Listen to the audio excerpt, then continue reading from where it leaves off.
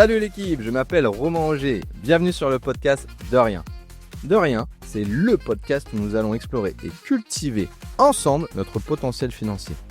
L'idée est de visiter des sujets divers et variés, tels que l'immobilier, les business et les side business, la bourse, les cryptos, en bref, parler de tout et de rien. Nous irons là où nous mène notre curiosité à travers des épisodes solo, des revues de lecture, des interviews, en fonction de nos coups de cœur et passions du moment. Alors attention, ici ce n'est pas l'élite, nous partons de rien. Et donc nous allons nous efforcer d'augmenter nos savoirs et nos succès de manière très pragmatique, que tu puisses te sentir avancer à chacun des épisodes écoutés. Plus de spé, moula, pes, thune, zeyo, lové, ou encore pour les plus anciens, du Grisby, ça ne rend pas plus heureux, mais ça y contribue un petit peu, non ? Alors si tu apprécies le morceau, n'hésite pas à me dire merci en commentaire, ou encore mieux en t'abonnant à ce podcast. Je ne manquerai pas de te répondre avec mon plus beau de rien.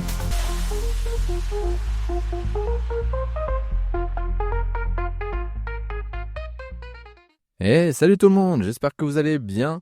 Moi ça va super. Aujourd'hui nous allons sortir la carte émoticône livre puisque je vous fais une petite revue de lecture. Alors je m'excuse d'avance mais je suis en vacances en Espagne. Et vous allez rire, mais je me suis mis une mission, c'est de dormir le moins possible dans des logements type hôtel, Airbnb, etc. Donc, je dors soit dans ma voiture, soit dans une tente, dans des coins que je trouve. Et donc, pourquoi je vous dis ça ? Parce que je suis sur le bord d'une route et d'une voie ferrée. Donc, malgré le fait que je sois dans la voiture, il y aura peut-être des bruits de passage. Nous verrons ce que ça donne au montage. J'espère que ça sera écoutable. Alors je vous disais, revue de lecture ce soir, peut-être que vous écoutez le matin, mais moi je tourne le soir. Et donc, sans plus attendre, nous allons en fait explorer ensemble le livre Libre, Théophile Héliette. Hélier, je ne sais pas comment ça se prononce, excuse-moi Théophile. D'ailleurs, tout le long de la revue de lecture, je me permettrai de dire Théo, ça sera plus simple pour tout le monde et ça évitera d'avoir des longueurs. Donc merci Théo d'accepter ce raccourci. Alors Théophile Hélier, c'est qui ? C'est un youtubeur, on va dire peut-être influenceur, parfois décrié. Alors forcément, comme tout le monde, quand il y a une réussite, on est forcément jalousé et décrié. En tout cas, moi je tenais à parler de Théo, parce que c'est l'un des premiers youtubeurs à propos de l'indépendance, la liberté financière que j'ai suivi. Moi c'est quelqu'un que j'adore. Alors je le connais pas particulièrement, mais en tout cas je le respecte énormément pour tout ce qu'il fait et tout ce qu'il partage. C'est quelqu'un de très simple dans ses propos et d'une efficacité presque effrontée. Voilà, c'est un très bon communicant et il explique les choses de façon finalement très limpide. Je trouve aussi qu'il est très humble et ça se ressent dans son livre. D'ailleurs, je ne pense pas qu'on gagne beaucoup d'argent avec un livre. Pour moi, c'est plus à la limite une vitrine pour lui. Faire parler de lui, etc.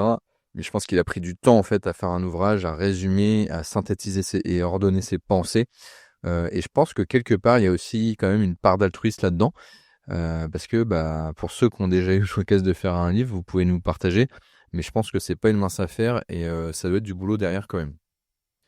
Alors comme à mon habitude, je vous décris brièvement le livre, parce que c'est très important. Donc le livre, il est tout en noir et blanc, il n'y a pas de couleur. Il fait environ 155 pages. Je pense qu'il se lit assez rapidement. Alors, cette fois-ci, je n'ai pas mesuré précisément, mais je pense qu'en 3 heures à peu près, il se lit correctement, sachant que il se peut qu'on revienne plusieurs fois sur un chapitre, sur des principes, qu'on prenne un peu plus de temps, mais je pense que c'est à peu près ce qu'il faudrait. Il n'y a pas beaucoup d'ailleurs d'illustrations, c'est écrit relativement gros, t'as une standard on va dire. Voilà, il y a quelques graphiques par-ci par-là, pour étayer les propos, mais rien de plus. Pour moi, ce livre, c'est une masterclass des bases vers l'indépendance financière. Au niveau mindset, il génère normalement, quasi instantanément, une prise de conscience énorme pour vous. En tout cas, c'est ce qu'il a fait pour moi. Parce que d'abord, au niveau mindset, il s'arrête vraiment sur des cas pratiques, en fait. Je vais revenir dessus. Il est plutôt bien rédigé à ce propos. Et moi, cela m'a particulièrement impacté, car Théo, il raconte des exemples que j'ai quasiment tous vécus. Donc pareil, je vais revenir sur des exemples très concrets un peu plus tard, mais ça m'a frappé à quel point les situations qu'il évoque, je les ai rencontrées. Voilà, ça sent vraiment, en tout cas pour moi, le vécu, ça fait vraiment écho à ma vie, à des moments de ma vie. Et donc, les réponses qu'il y apporte sont très très importantes. Théo, il vient d'une classe moyenne, voire plus. Quand on dit classe moyenne, c'est la classe moyenne plutôt basse, hein, pas la classe moyenne américaine, middle et haute comme on pourrait présumer. Non, c'est bien une classe moyenne plutôt basse. Son papa était fonctionnaire, alors je sais plus quoi exactement, peut-être prof, et sa maman aide de santé, si je dis pas de bêtises. Donc voilà, il a bien vécu, il n'était pas dans la pauvreté, néanmoins il était dans une moyenne. Et donc il s'est heurté aux mêmes freins sociaux que moi à certains moments, je dirais. En 2012, Théo il rédige un fichier en fait de 80 pages qui résume ses 2 années d'école.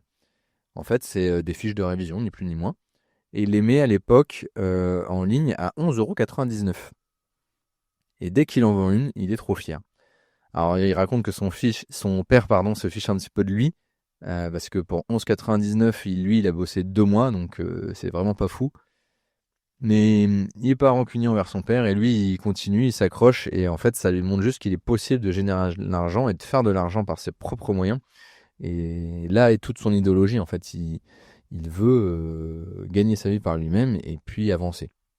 Bon, il s'avère que des années plus tard, Théo revendra le fichier plusieurs fois, hein. Alors, je sais, j'ai plus le montant exact, il le dit dans une de ses vidéos, mais de mémoire, c'est quelque chose de l'ordre de 4 000 € au total, avant que ça se fane complètement. Bah, moi, je trouve pas mal, hein, pour un fichier de l'époque, et surtout d'avoir eu l'idée. Après ça, donc, il y a un ami qui le sollicite pour je ne sais quoi, et il doit lui expliquer quelque chose. Et en fait, Théo, il a pas envie de se prendre la tête, c'est un peu chiant à expliquer. Donc il décide tout simplement de tourner une vidéo, hein. Il a les moyens de faire ça, un téléphone portable, une caméra, que sais-je. Sauf qu'une fois qu'il a tourné, il veut l'envoyer. Et en fait, quand il veut l'envoyer, le fichier est trop lourd, il n'y arrive pas. Alors je sais pas, peut-être qu'à l'époque il n'y avait pas de Dropbox, ou que en tout cas il n'y a pas pensé, toujours est-il qu'il n'y arrive pas. Et donc, c'est tout naturellement ce qu'il va faire, c'est que il va s'inscrire sur YouTube, il va créer sa chaîne VidFlash, juste pour poster la vidéo et pour que son ami en profite, pardon. Sauf que de là, la suite, vous l'imaginez, en fait, il y a énormément de personnes qui ont commenté, qui lui ont demandé encore plus d'aide et de soutien sur d'autres choses.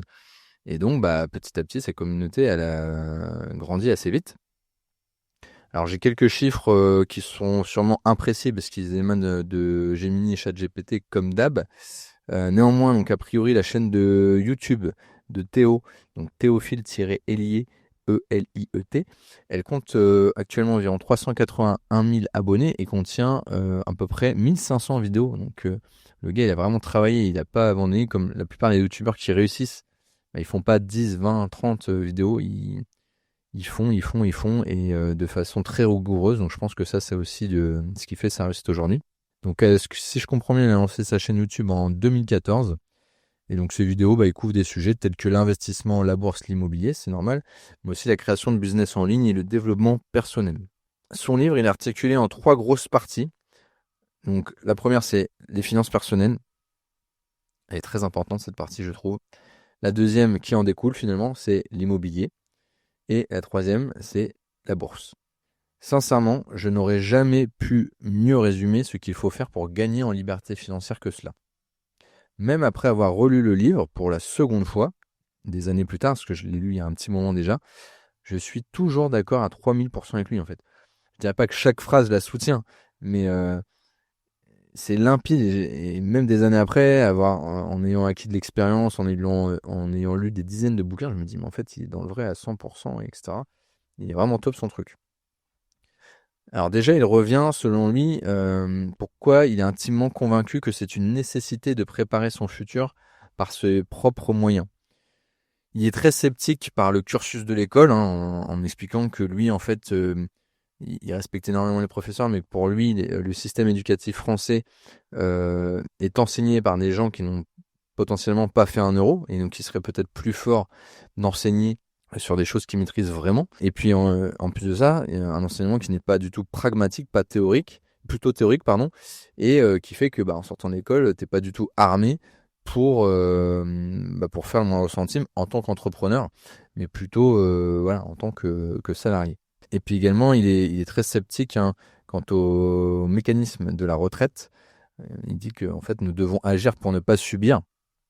Euh, donc effectivement, moi je le rejoins sur quelques points. En tout cas, j'ai peut-être pas la vérité, je suis peut-être pas assez au fait pour prédire le système de la retraite, mais c'est vrai que ça fait peur. Je me dis, dans quelques années, qui nous dit qu'on va encore toucher la retraite, ou en tout cas qu'elle sera suffisante pour subvenir à nos besoins, vu que la France continue à creuser sa dette en fait année après année, que les finances ne sont pas maîtrisées. Voilà, c'est quelque chose qui m'interroge beaucoup et qui peut faire peur. Et donc, le plus important, une fois qu'on a compris ça, c'est d'être aligné avec ses objectifs, de dire, ok, il y a cette crainte-là, il y a cette possibilité-là qu'il ne faut pas négliger. Et donc moi, je vais vouloir me mettre à gagner de l'argent. Par contre, je ne veux pas gagner de l'argent pour gagner de l'argent. Je veux gagner de l'argent pour avoir une autonomie financière, pour subvenir aux besoins de ma famille et à mes propres besoins plus tard. Et je vais me l'écrire et je vais me battre par rapport à ça. Je ne vais pas courir après l'argent juste pour être dépensier. Donc c'est toute une philosophie finalement qui développe aussi et sur laquelle il revient énormément dans l'ouvrage. En gros, il te dit se travailler comme un chien, faire des sacrifices, se saigner, servait juste à acheter en une seule fois une grosse bagnole qui va vider ton épargne et ne pas te rapporter d'argent. Bon, mis à part parfois quelques rares véhicules pour la collection, etc. Mais en gros, tu as acheté une grosse bagnole, tu vas claquer tout ton oseille sur lequel tu as galéré à économiser, à gagner, etc. La voiture, à peine sortie du garage, elle va perdre des cotes. Et puis potentiellement, ça va être un coût financier parce qu'il va falloir l'entretenir, il va falloir une grosse assurance, etc. Et puis en plus, ça va t'apporter du stress financier parce que tu vas avoir mis toutes tes économies dedans, tu vas être ric-rac pour tout le reste. Est-ce que c'est bien raisonnable de faire ça en fait et de vivre comme ça? Après, je pense que je vais citer aussi en popcorn quelques passages du livre qui m'ont touché particulièrement. Il y en a une qui m'a fait beaucoup rire parce que je l'ai déjà connue et elle est encore le reflet de la société et je trouve un mal de la société encore régulièrement. Et en fait, il explique que Théo, je vais le nommer, on va dire, le relou de la soirée. En fait, il est invité en soirée chez un ami, etc. Et bon, bah, les gens, ils savent un petit peu ce qu'il a fait, ils commencent à connaître un peu sa réussite. Et donc, forcément, il arrive dans le coin de la soirée et tout le monde commence à venir le voir pour lui poser des questions, etc. Donc, dans le public, il y a des gens hyper bienveillants et super curieux, bah, qui lui posent des questions s'intéressant, qui nourrissent l'échange, etc. Sauf que dedans, eh bien, il y a une personne qui vient comme ça, un peu à l'arrache, et qui lui dit mais toi, t'as quoi comme voiture? Et en fait, la question, elle est un peu intéressée. C'est juste parce que la personne doit avoir une belle voiture et donc, en fait, veut se rassurer quelque part qu'il n'a pas mieux réussi que lui, qu'il a une moins bonne voiture. Et donc, forcément, Théo, en plus, lui donne la réponse qu'il attendait. Il lui dit qu'il n'y a pas de voiture. Parce qu'en fait, Théo, lui, il raisonne, bah, comme on l'a dit précédemment, sur le fait que la voiture, c'est une perte d'argent. Et donc, le peu de déplacement qu'il fait, bah, il utilise transport en commun, potentiellement un taxi quand il n'a pas le choix, enfin, d'autres moyens. Mais il se passe de la voiture intelligemment, finalement. Et donc, le gros relou, bah, il est tout satisfait de sa réponse, puisque bah, il se dit, ah, il n'y a pas de voiture, c'est un clochard, et il repart. Alors, ce qui est rigolo en plus, c'est que le pote de Théo lui dit, bah, excuse-moi, son comportement, il n'a rien compris et tout. Et en fait, Théo s'en fiche totalement. Et c'est là que c'est fort, c'est qu'il arrive déjà à l'époque à se désengager de ce genre de comportement. On dit, en fait, moi, je le laisse avoir raison. Si ça peut lui faire passer une bonne soirée, le fait qu'il soit rassuré et qu'il pense à une plus grosse voiture et que ça lui convient comme ça, carpe diem. Donc ça, c'est une chouette anecdote. Et moi, je rencontre énormément de gens. C'est vrai que tu es vite jugé quand tu vas à l'école déposer tes enfants, etc. Ta classe sociale est vite jugée par rapport à l'apparence, par rapport à ta voiture, etc. Moi, aujourd'hui, je roule en Clio 4. Il est hors de question que je mette plus d'argent dans un véhicule. Et voilà, et j'explique à mes enfants pourquoi. Bah, je préfère investir, créer des projets, construire pour demain, que juste essayer de flamber et ne paraître quelqu'un que je ne suis pas à l'heure actuelle. Le deuxième exemple aussi sur lequel il revient souvent, c'est sur la haine des riches. Je trouve ça hyper intéressant. C'est vrai que quand on est salarié toute sa vie, on pourrait avoir tendance à se dire ouais, il est riche, et donc les pointer du doigt, et c'est très français, je trouve, hein. On a plein d'exemples dans l'actualité. Et en fait, eh bien, pour se trouver des excuses, ou en tout cas attiser, on va dire, cette jalousie, on va se retrouver toutes les excuses du monde à dire oui, mais cette personne-là, elle a arrêté, oui, mais il a magouillé, oui, mais ceci, mais cela. En fait, à un moment, on peut juste aussi arrêter d'attiser la haine pour les riches et juste, peut-être un peu plus à l'américaine pour le coup, dire le gars, il a réussi, chapeau. Parce que à l'inverse, il est parti de rien, il s'est fait quasiment tout seul et il a construit un truc de malade. Il a fait un empire.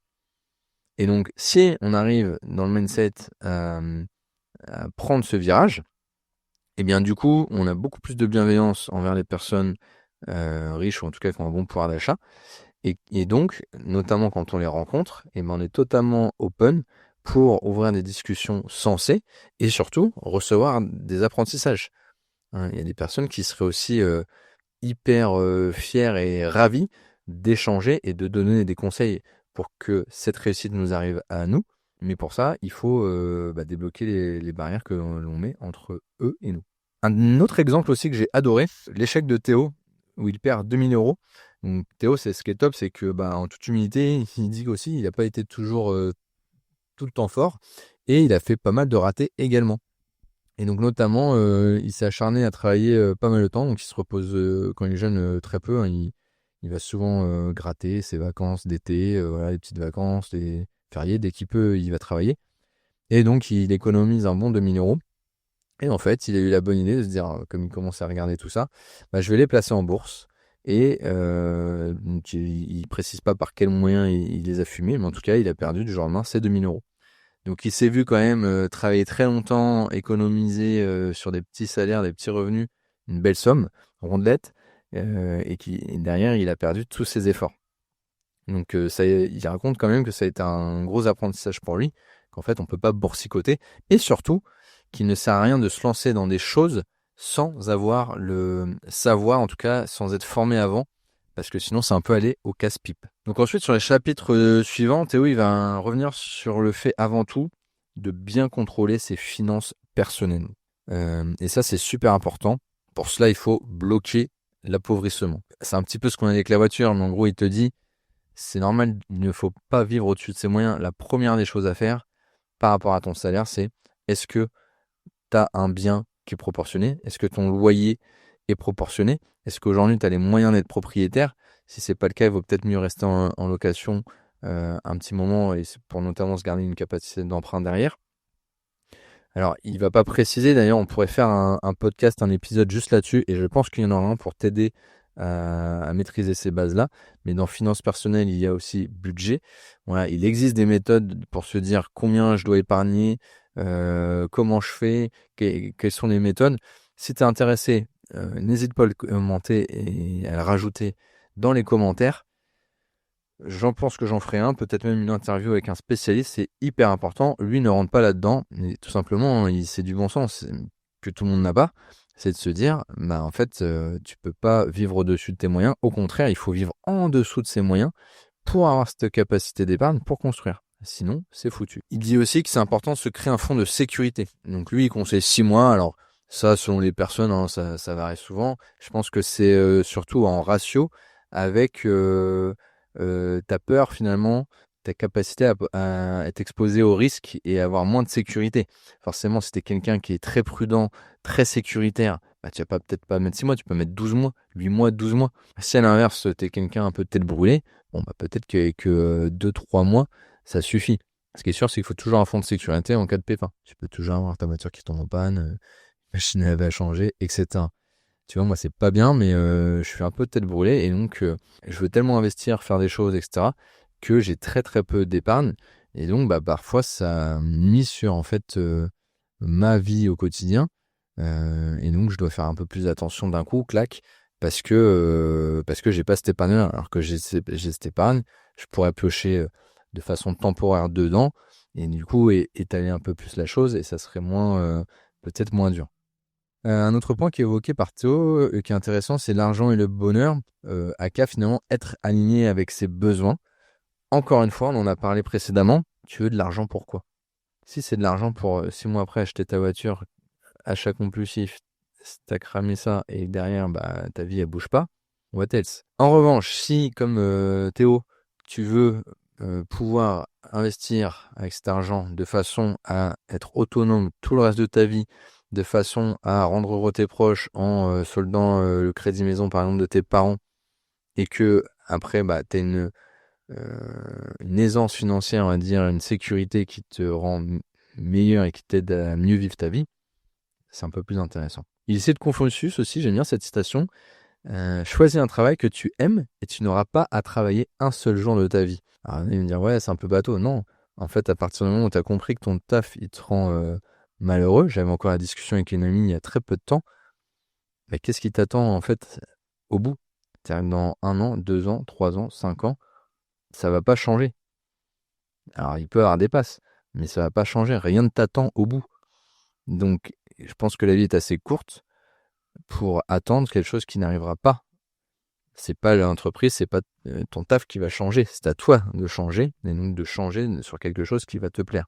Et je peux t'en parler énormément, puisque moi, j'étais salarié toute ma vie, et je sais que c'est quelque chose, tu as des barrières, qui est très très compliqué quand tu as connu que le salariat. Néanmoins, si tu ne tentes pas, il t'arrivera jamais rien d'autre. À partir de ce chapitre, en fait, nous rentrons dans la partie immobilière. Il commence à lever les freins. Alors souvent, les freins, c'est que le marché baisse. En gros, il te dit, bah oui, mais bon, de toute manière, le marché, c'est comme en bourse. Et oui, il peut baisser, ce qui n'est pas d'ailleurs en immobilier qui n'a pas été souvent le cas. Mais en fait, tu perds de l'argent qu'à partir du moment où tu vends. Donc, à partir du moment où c'est un investissement que tu fais en âme et conscience, que c'est pas de l'argent que tu as besoin dans le court terme, parce que tu as déjà ta capacité d'épargne, etc., mécaniquement, ça remontera un jour ou l'autre. Alors, tu vas me dire, oui, il y a quelques rares exceptions dans des vies et tout. Why not? Toujours est-il que normalement, ça se passera bien. Deuxième crainte qu'on peut avoir, c'est que les locataires ne payent pas. Alors là, je vais pas m'étendre là-dessus, mais les locataires qui payent pas, c'est 1 ou 2% des personnes. Donc, cas déjà rarissime. Il peut s'avérer que tu tombes, t'as vraiment pas de chance, t'es un chat noir, tu tombes sur ces 2%. Mais encore une fois, là, il y a des solutions. Il existe des assurances, des garanties contre les loyers impayés. Donc tu peux payer, alors ça ronge un petit peu ta renta, mais tu peux payer, si tu as peur de ça, pour te prémunir de ce risque. Tu peux discuter avec le locataire, tu peux mettre des solutions pour t'en apercevoir plus rapidement et trouver des solutions rapides, etc., etc. Et puis un dernier frein qui est aussi très récurrent, c'est en fait, de toute façon, tout ce que je gagne, ça va partir en impôts. Bah non, pas forcément, puisqu'en fait, la plupart des charges que tu as, si tu choisis le bon modèle fiscal, tu vas pouvoir les déduire. Et donc, ce que tu déclares aux impôts, c'est en plus potentiellement tes bénéfices. Voilà, si tu es bien armé, bien équipé fiscalement, tu ne vas pas payer d'impôts pour un certain moment, donc tu vas avoir de quoi faire. Il revient sur quelque chose sur lequel je suis des années après encore persuadé en immobilier, en tout cas pour la ville de Rouen, il me semble que c'est plutôt ça, c'est que ce sont les plus petites surfaces qui sont le plus rentables. Et donc c'est l'idéal pour commencer. En fait, effectivement, moi je considère, en tout cas sur Rouen, que quand tu achètes un bien plus grand, avec plus de mètres carrés, tu payes tes mètres carrés. Donc on va dire 3 000 à 4 000 euros de plus par mètre carré. Et donc, quand tu fais le calcul de la rentabilité, si tu as 5 mètres carrés en plus, que tu payes plus cher le bien à l'achat, il faut derrière que ton loyer soit plus grand pour rattraper, pour rattraper potentiellement. Or, c'est très rare qu'il y ait quelques mètres carrés près, quand je dis quelques mètres carrés, entre 5, 10, 15 mètres carrés en plus, eh bien c'est très rare que ton loyer soit proportionnel. C'est-à-dire que tu n'arriveras pas forcément, avec 15 mètres carrés en plus, à faire jouer un loyer qui rattrape en fait ce que tu dois rentabiliser, c'est-à-dire un loyer de 200, 300, 400 euros de plus. Donc généralement, il vaut mieux rester sur le loyer type des petites surfaces, entre 400 et 600 euros. Mais derrière, je parle pour Rouen bien sûr, mais derrière, moins tu vas le payer cher, moins tu auras de mètres carrés, plus tu vas trouver un bon ratio de rentabilité. Il y a un point important aussi, c'est comment séduire le banquier. Donc là, on a parlé d'effectivement, on a cassé les freins, on est prêt dans le mindset à y aller, voilà, on réfléchit, mais oui, il y a toujours le fait d'avoir le prêt, hein, finalement, surtout en ce moment, les conditions sont plus dures qu'à l'époque où il avait acheté, où j'avais lu le livre. Je l'avais acheté aussi, mais je l'ai lu surtout. Eh bien, il faut toujours faire attention, mais ça, c'est une base intemporelle, si j'ose dire. Il faut toujours acheter en dessous de la valeur du marché. Si tu achètes bien, tu auras toujours moyen de le revendre plus tard sans trop de problèmes. Faire plaisir au banquier avec des contreparties, comme un PEA par exemple. En fait, le banquier, il est comme toi, en fait, quand il bosse, il doit, en fait, il peut donner, mais il faut qu'il reçoive aussi en contrepartie. Et donc, moi, j'ai pu avoir cette tendance-là aussi, de dire, bon, bah, on va gratter toutes les conditions. On va gratter le pourcentage du taux d'intérêt, on va gratter le fait que il n'y ait pas de clause de remboursement anticipé. L'assurance, de toute façon, il y a la loi Lemoine, donc je vais la changer, je vais prendre moins cher ailleurs, etc. Et en fait, le banquier, bah, en fait, il voit que tu travailles. C'est pas un échange, c'est pas une relation où on travaille ensemble, c'est t'essayes de le saigner partout où tu peux. Non, si tu peux ouvrir un PEA, même en versant la plus petite somme possible, c'est pas grave. Mais de faire l'effort d'une contrepartie, eh ben, ça va l'aider en fait à se battre pour toi et à vouloir travailler avec toi. Montrer sa capacité aussi à épargner au banquier dans le temps. Bah, forcément, il y a le scoring bancaire. Alors d'ailleurs, celui-là aussi, je pense que ça pourrait faire l'objet d'un épisode vraiment précis. Qu'est-ce que regardent vos banquiers pour avoir un bon dossier bancaire? Comment construire un dossier bancaire solide? Mais forcément, quelqu'un qui est toujours dans le rouge, en réserve, etc., à la fin du mois, qui met rien de côté, bon, bah, son banquier, je pense qu'il va penser qu'il est un peu trop dépensier et qu'il n'a pas cette capacité à soutenir des projets correctement. Et puis également, quelque chose qui est intéressant, c'est verser le moins d'apport possible. Ou alors, si on verse un apport, c'est vraiment pour négocier en fait un délai d'emprunt qui soit plus long, alors des plus petites mensualités éventuellement. Alors Théo, c'est un peu en décalage, je pense qu'il dirait comme moi aujourd'hui. Là, c'est plus dur d'avoir des emprunts négociés à 110%, c'est-à-dire qu'on met pas du tout d'apport. Là, les banques, à mon avis, demandent un minimum d'apport et frais de notaire, et déjà, ça commence à être tendu. Néanmoins, ben, il faut essayer de le travailler au maximum, parce que tout le cash que vous mettez, c'est du cash que vous n'avez pas pour vous. Toute la rentabilité d'un projet IMO se fait à l'achat, donc c'était le point numéro 1, mais il en reparle derrière. Surtout, c'est hyper important à retenir. Pour négocier un prix à la baisse, Théo nous dit qu'il vaut mieux éviter des critères perso. Et ça, je trouve ça très malin. C'est vrai qu'en fait, on pourrait avoir ce réflexe, encore une fois, d'être dans l'offensive. Et en fait, quand on visite un bien, je ne sais pas si vous avez déjà fait ça, de lister d'ores et déjà les choses qui ne vont pas pour montrer à la personne que le bien n'est pas parfait et donc que des défauts vont pouvoir ouvrir à une baisse de prix, à une négociation. Finalement, c'est une erreur parce que en fait, ça va vite froisser l'acheteur. L'acheteur, en fait, il n'a pas envie de lui dire que le bien où il a eu des enfants, où il a vécu plusieurs années, bah, il n'est pas bien, où il a des défauts. Alors que quand on prend comme argument le fait que, voilà, votre bien, je dis une bêtise, c'est un appartement, vous le vendez 90 000 euros, je vous en propose 80 000 parce que moi, c'est ma capacité maximum d'emprunter. D'ailleurs, j'ai un document de la banque comme quoi je suis autorisé à 80 000 euros, mais pas plus. Et ben en fait, on décale le problème sur soi. Et donc, en fait, bah, le vendeur, il va pas se dire, il va pas vous dire, non, mais bah, t'es un pauvre, viens pas acheter si t'es pauvre. Bon, il pourrait. Mais en tout cas, il va comprendre que le problème vient pas de lui, qu'il vient de l'acheteur, et il va voir nettement de façon plus facile en fait le problème. Il va être à mon avis plus apte à la négociation. Un truc qui est pas facile aussi et qui moi a dû me toucher à l'époque et qui vous touchera forcément si vous y mettez, c'est la peur du premier achat. Donc il y a plusieurs choses à savoir lorsque c'est votre premier achat, notamment le fait qu'il faut bien choisir le type de bien qui vous correspond. Si vous êtes débutant, vous avez très très peur, et qu'en plus de ça, vous tournez vers un projet de type un bien à rénover totalement, puis à diviser pour créer une colocation hyper rentable, et ben vous choisissez pas le plus simple dès le début.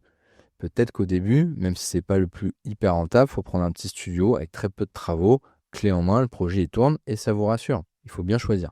Conseil aussi de passer par les pros. C'est vrai quand on commence, on n'a pas toujours une capacité financière très forte. Ça peut être compliqué et donc on va vouloir gratter, faire tout nous-mêmes. C'est ce que j'ai fait au moins.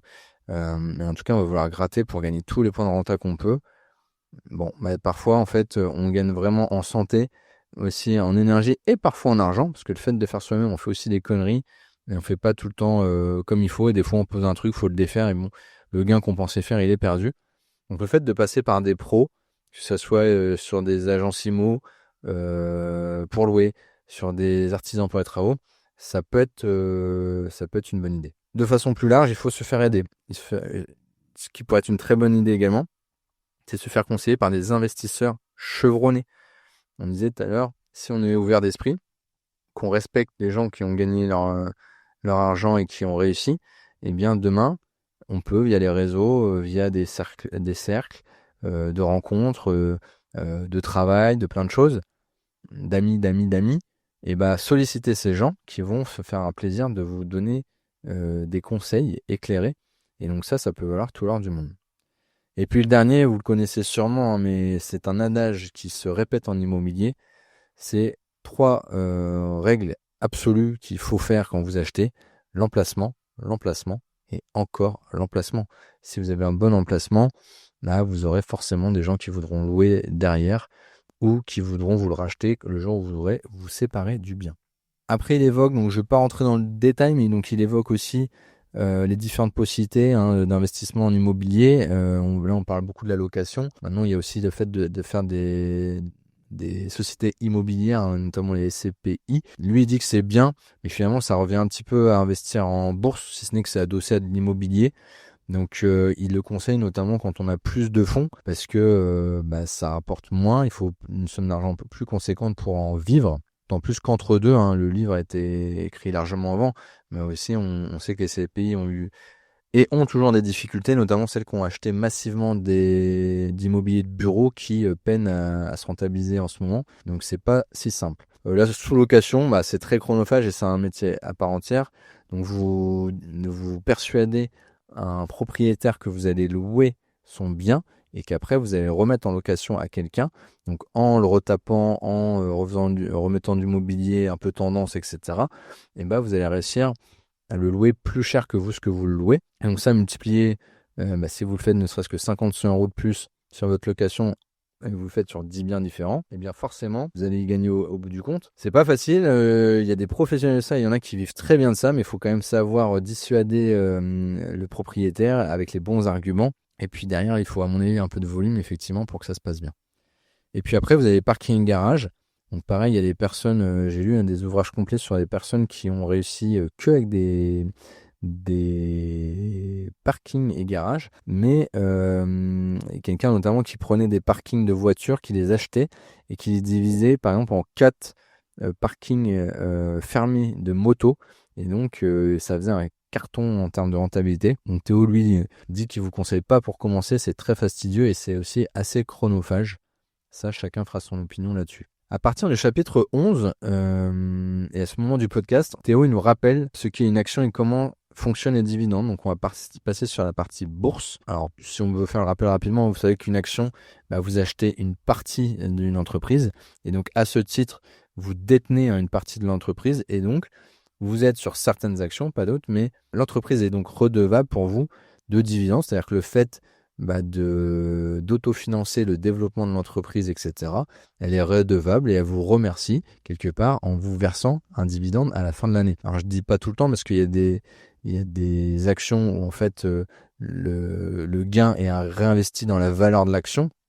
Donc c'est plutôt l'action qui croît, le prix de l'action pardon qui croît. Et donc il faut bien choisir les actions à dividendes, c'est ce que vous voulez. Ce sont ce dont Théo parle beaucoup plus. Le fait qu'à chaque fin d'année, voire certaines qui font tous les trimestres, etc., vous ayez des dividendes pour la détention d'une action. En fait, ici au début, comme pour le chapitre sur l'immobilier, le but c'est de dédiaboliser le placement en bourse et casser en fait certains préjugés. Donc vous l'aurez compris, en fait, l'écoulement du livre, il est limpide. C'est finances personnelles et développement du mindset perso sur les finances au début du livre. Il y a un gros chapitre qui est consacré à ça et qui, je trouve, est très bien fait sur pourquoi vous le faites, casser les freins, etc. Selon Théo, le plus simple d'abord, c'est l'immobilier. C'est pour ça que le chapitre apparaît c'est la deuxième partie. Ok, comment on fait pour se lancer dans l'immobilier? Moi, j'y crois fort parce que par rapport à la bourse, effectivement, je pense que la bourse, pour en vivre, même si on disait qu'on avait 4% de dividendes, jusqu'à 6% de dividendes, calculé par rapport au salaire que vous visez pour être autonome chaque mois, combien il faudrait que vous touchiez de dividendes? Imaginons, il vous faut 2 000 € net d'impôts pour vivre tous les mois correctement. Why not? Combien va falloir placer? 400, 500 000, 600 000 € en bourse? Il faut souvent des gros montants avant que ça rapporte énormément. Donc ça peut être un gros levier, mais je pense que l'immobilier, notamment grâce à l'effet de levier de l'emprunt, pouvoir placer dans le bien de l'argent qu'on ne détient pas vraiment, qui est prêté par la banque, ça va vraiment aider à accélérer plus que la bourse au début. Donc c'est pour ça que la bourse vient en troisième. Un exemple sympa pour illustrer le risque en bourse, c'est que vous traversez une route. Est-ce que, vous serez capable de traverser une route qui est passante avec les yeux bandés et en pleine nuit? Bah, bien sûr que non, on serait terrorisé. Par contre, cette même route, vous la prenez au passage clouté, quand le petit bonhomme piéton est vert, en regardant gauche et droite, là vous y allez sereinement. Eh bien, tout simplement, c'est une analogie qui dit que quand on a les bons outils, qu'on est bien formé, on peut y aller plus sereinement. Il dit aussi que il y a des gens, ça rassure d'avoir énormément d'épargne, mais bon, bien sûr, on sait maintenant que l'épargne pure et dure, comme l'ancienne école, en blindant son livret A, en blindant son PEL, rapporte plus énormément, voire à certains moments, vous faites perdre de l'argent puisque l'inflation court plus vite que ce que vous gagnez sur ces systèmes. Et lui, il va plus loin, c'est qu'il accuse le fait que l'épargne, en fait, aujourd'hui, en France, elle n'est pas sécurisée. Si demain, il y a faillite des banques, alors on dirait oui, c'est vraiment avant que les banques fassent faillite. C'est déjà arrivé aux États-Unis, etc. Donc lui, il cite le FGDR, le Fonds de garantie des dépôts, qui déjà ne sécurise que vos fonds à hauteur de 100 000 € maximum. C'est-à-dire que si un jour vous avez la chance d'avoir plus et qu'il y a une crise bancaire, eh bien, vous n'aurez pas la sécurité pour le reste. Et encore, il dit que ces 100 000 €, vu que les fonds, de toute façon, ils sont investis sur d'autres choses, etc., notamment des choses qui, année après année, a priori, perdent de l'argent, eh bien, on n'est même pas sûr que ça soit sécurisé correctement. Théo, quand il vous parle de bourse, il ne parle pas de trading, mais bien d'investissement passif. Il cite d'ailleurs Benjamin Graham en disant « Il n'existe que 2 choix en bourse, s'appauvrir rapidement ou s'enrichir lentement ».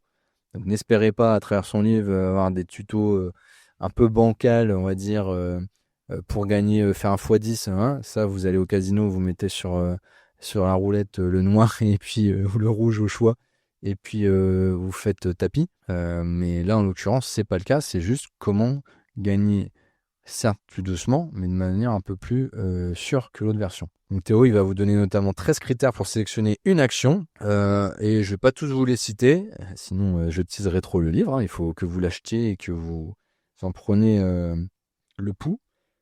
Mais en fait, dans ces critères, il y a des critères assez classiques que j'aime bien, notamment le fait que il veut des actions à dividendes, que ces dividendes ils soient versés à hauteur de minimum de 5% par an, et que des dividendes aient été au moins versés depuis 10 ans, les 10 dernières années.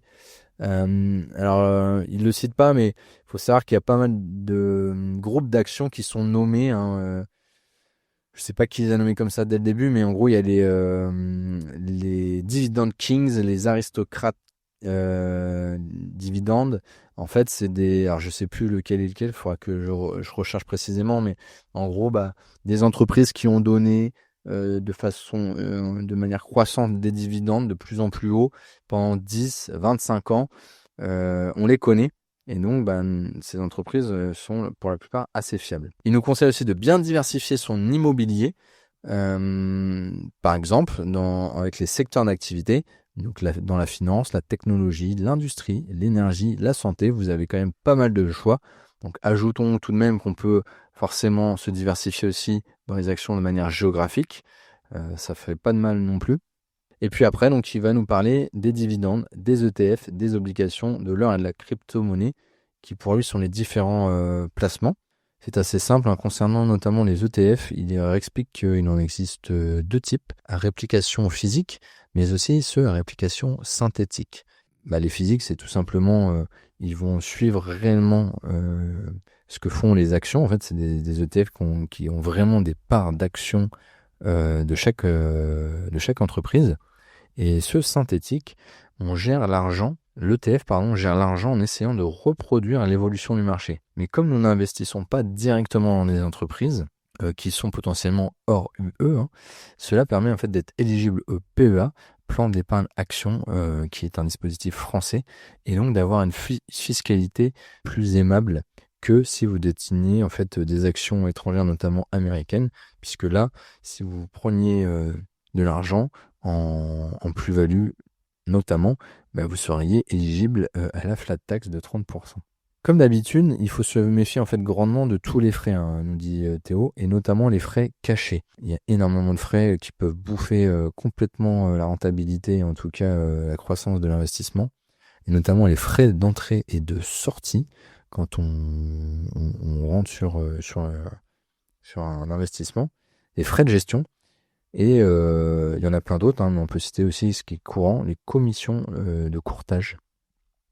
Et c'est vrai que voilà, quand on a des frais à hauteur de 2%, vous remettez ça sur 20 ans, vous vous rendrez compte que vous n'avez pas du tout la même somme. Alors j'ai plutôt les chiffres en tête, hein, mais Théo par exemple, il prend l'exemple sur un rendement annuel de 10%, tu mets 30 000 balles, et tu auras au bout d'un certain temps une grosse différence entre les deux résultats quand tu as des frais et pas de frais. Selon Théo, un bon ETF, il doit avoir maximum 1% de frais. Il doit avoir aussi, pour être solide, une capitalisation boursière de 500 millions minimum. Donc je pense qu'on disait 500 millions d'euros d'ailleurs.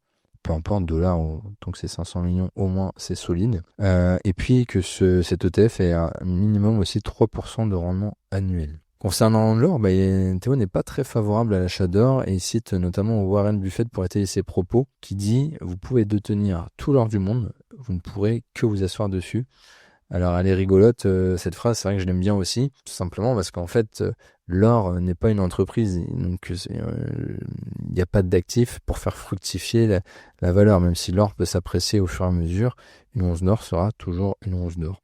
Il n'investit pas dans le Bitcoin non plus, en disant que finalement c'est à peu près la même chose que l'or, et surtout que lui, en tout cas à l'époque quand il écrit le livre, ne comprend pas suffisamment Bitcoin, et ses mécanismes, ses rouages sont étendus, et donc à ce moment-là, il a l'humilité de dire « je n'investis pas dans ce que je comprends pas, ce que je ne connais pas assez ». Il y a une astuce auquel j'avais pensé au début que je m'intéressais à la bourse, et c'est vrai que je m'étais posé la question, c'est que une action, notamment à dividende, tu sais qu'elle va te verser, donc tu peux te renseigner, connaître le calendrier de versement des dividendes. Donc imaginons une action décide de donner annuellement les dividendes, par exemple en décembre. On pourrait dire, mais en fait c'est hyper simple. Je vais acheter de la blinde d'actions fin novembre, comme ça décembre je touche les dividendes, je prends le pognon, je revends mes actions juste derrière, et puis j'ai juste pris les dividendes. Alors en fait, il faut savoir que pour la Neofit, ça ne marche pas du tout comme ça.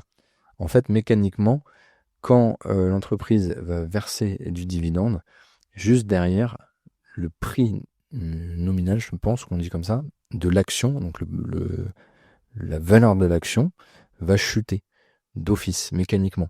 Alors, il peut arriver, c'est rare, hein, mais il peut arriver aussi que ça chute, mais que l'action reprenne tout de suite ce qu'elle a perdu. Donc dans ce cas-là, c'est un bon coup, mais ça, tu peux pas présumer en fait la performance de l'entreprise tout le temps. Toujours est-il que versement de dividende veut dire baisse de l'action qui s'ensuit. Donc j'avais totalement faux là-dessus. Théo, lui, conseille d'acheter principalement des actions et des obligations.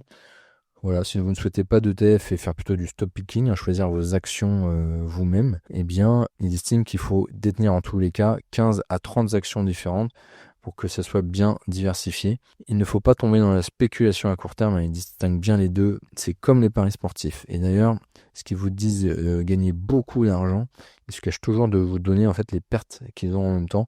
Ils nous donnent aussi plein d'exemples hyper intéressants. Et donc d'ailleurs, il faut se méfier des résultats prévisionnels des entreprises, car c'est très difficile à prédire. Beaucoup d'éléments sont cachés ou tronqués pour attirer les investisseurs. Voilà, il y a plein de possibilités de magouilles, si j'ose dire, où en fait on va rentrer quelque chose qu'on va acheter à crédit en dette par l'entreprise et on va le valoriser comme un actif. Mais ok, mais du coup on s'est endetté dessus. Enfin, voilà, je connais pas non plus tous les rois, je suis pas spécialiste, mais a priori ce n'est pas si simple. Pour clôturer tout ça, Théo en fait nous explique qu'il faut rester des investisseurs calmes, en fait réfléchis et avertis, ne pas FOMO, comme on dit. Fear of missing out, ne pas se précipiter. Je pense qu'il est vraiment dans le vrai là-dedans. Il faut, une fois qu'on a compris quelle stratégie était la plus adaptée à notre profil d'investissement, se mettre plutôt sur un moyen long terme, être raisonné, ne pas prendre des décisions sur un coup de tête. C'est pas pour autant qu'il faut être dans l'attentisme profond, mais il faut être raisonné et il le répète aussi énormément dans le livre, bien souvent, bien sûr il y a des exceptions, mais bien souvent, les baisses, tant qu'on ne vend pas, on ne perd pas, et il y a plein d'actions comme ça qui remontent, d'actifs qui remontent, donc il ne faut pas paniquer. Voilà, c'est tout pour moi. J'en ai fini pour cette revue de lecture qui me tenait particulièrement à cœur. J'espère que toi aussi, elle t'a bien plu. Si tu commences dans l'investissement, que ça t'a mis l'eau à la bouche et que tu vas aller acheter le livre de Théo, et en tout cas que tu vas commenter, poser des questions, me corriger, alimenter la communauté. Merci énormément pour ton écoute. Je te donne rendez-vous au prochain épisode. À bientôt. Ciao, ciao. Hey, listen! Déjà, si tu as cette rêve, tu es vraiment un GOAT. Je tenais à te remercier très chaleureusement pour avoir écouté cet épisode jusqu'à la fin. Tu kiffes mon contenu? Rien de mieux que de le faire savoir. Alors vite, abonne-toi à mon podcast sur ton diffuseur favori, Apple Podcasts, Spotify, Deezer ou que sais-je. Tu verras, ça se fait en un moins de rien. Tu peux également me retrouver sur YouTube, LinkedIn ou Instagram, comme tu préfères. Si tu as le courage et l'envie de laisser un commentaire et une note 5 étoiles, eh bien mine de rien, je t'en serai très reconnaissant. Ciao ciao, à très vite.